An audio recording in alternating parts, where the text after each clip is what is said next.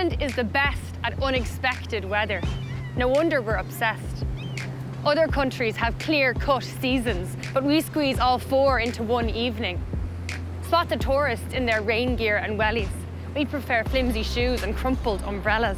I like to think it shows our optimism, always finding the silver lining.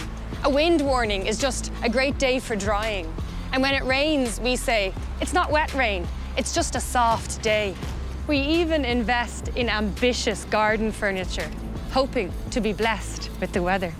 For your big day, you leave the little child out overnight. You claim you don't believe, but you'd be a fool not to try. And there's no better country when the sun shines. Everyone walking around holding 99s, wearing big Egypt smiles. Did you hear it's hotter in Ireland today than in Madrid? Or turning brown as a berry on a rare day footing turf with the kids. And when we get a proper heat wave, true to form, we go way overboard, getting lobster burnt and splashing out on hot tubs. On Rud, is anmh, is intach.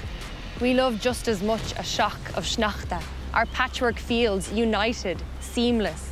And on the green, the lads erect a huge snow man. Red alert, bread alert. We're a country of posh-dee, easy to excite, still talking about the man who slipped on the ice and repeating Theresa Mannion's advice to not make unnecessary journeys. We consult multiple methods. Radio, news, Met Éireann app, Donegal Postman, Old Moore's Almanac. It's the only way to start a chat from Mallinhead to Mizenhead, coast to coast.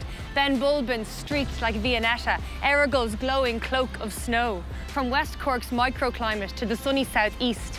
And our national passion for the grand stretch in the evening. An Ilan Shu.